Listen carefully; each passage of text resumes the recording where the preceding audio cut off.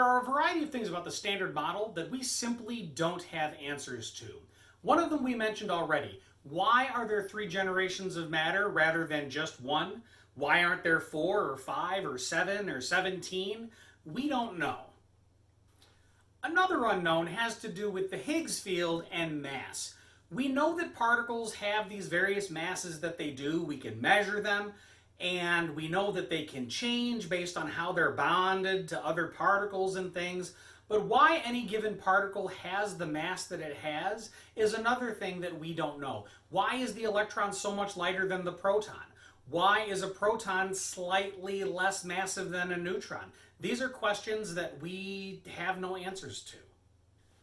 Related to mass, the neutrino. We have 3 what we call flavors of neutrinos related to the 3 flavors of leptons: the electron, the muon, and tau. We have the electron neutrino, the muon neutrino, and the tau neutrino. It appears that neutrinos, which are very hard to detect and very hard to do experiments on, as they move through space, can change back and forth between the different flavors. We call this neutrino oscillation. We know it's true. For reasons I won't get into here, it tells us that neutrinos definitely have mass. It's something very small. It's much, much smaller than that of an electron, but it has to have some mass for that to be true. Why do neutrinos oscillate, and how much mass do they actually have? We're not sure. Pretty much every time particles are created in experiments, there's an equal amount of matter and antimatter created. So why is the universe almost entirely matter and antimatter only shows up during these really high energy collisions? It looks like there's a small imbalance between the creation of matter and the creation of antimatter. And as that imbalance carried forward at the first moments of the Big Bang, it looks like all of the antimatter got annihilated out of existence and just matter remained. Exactly the details of how that worked and why is also one of those unexplained things about the Standard Model. There's certainly something we don't understand about forces. Gravity does not fit into the Standard Model right now. We have a wonderful theory of gravity, the theory of general relativity developed by Albert Einstein, and we have the theory of super tiny things, the theory of quantum mechanics. These 2 theories are not compatible. They don't mesh. And all of our efforts so far in trying to mesh them together have not worked. It's been longer than I've been alive that people have been trying to do this. And in fact, the evidence over the last 10 years that we've been getting from the Large Hadron Collider has actually made things worse. Things we thought were going to happen, things that we thought we would find in experiment, we haven't. And that has created an even bigger problem. How does gravity mesh, fit in with the rest of the Standard Model? Right now, we just don't know. Speaking of forces, it turns out I kind of lied to you in a previous video. There aren't 4 fundamental forces, there are 3. Or maybe 2, or maybe 1.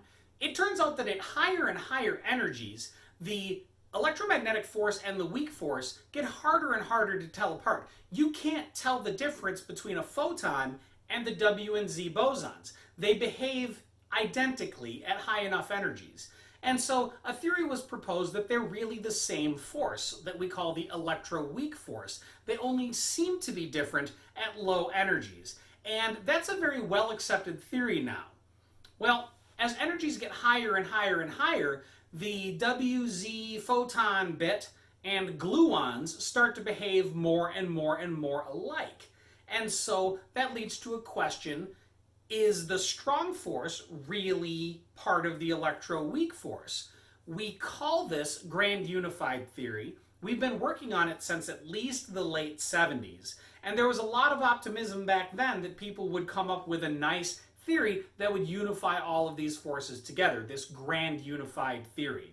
And so far, nope, it hasn't worked. And both experimentally and theoretically, we're having real problems proving that they've merged together. So do they? Are they really the same force that appear to be different at a tinier level? We can't say for sure. Heck, there might even be quantum fields we haven't discovered yet. If there are new quantum fields, that means there could be unique particles, there could be new forces that has some kind of effect on a super tiny scale, on a really large scale? Attempts to answer a lot of these questions have hinged on the idea that maybe quarks and leptons, or quarks or leptons, are not fundamental, that they are made of something even smaller and more fundamental still, like little vibrating loops of space-time in 11 dimensions maybe, or something like that. We give names to these theories: string theory, superstring theory, brane theory, that's B-R-A-N-E, things like that, loop quantum gravity. We have cool names for them, and these are very complicated, interesting, mathematically really hard to wrap your brain around stuff, but they come with this baggage of we don't know. These are ideas that might help answer the question, are these things more fundamental? But as we get to things smaller than quarks, even if they're real, trying to experiment on them is really very difficult. There's more. We have things called dark energy and dark matter. They're in the Large Hadron Collider. We've had an issue where we were certain we were going to detect something called supersymmetric particles that we have found no evidence for whatsoever. These things, there are a lot of different questions that trying to put them all together and say, we fully understand how the whole universe works. Yeah, we're not there. There's a lot of really interesting things that we would like to be able to pin down. And so we are at a moment in physics of both great interest. What is it that we don't realize we don't know? What are the new things we can discover? And also great frustration.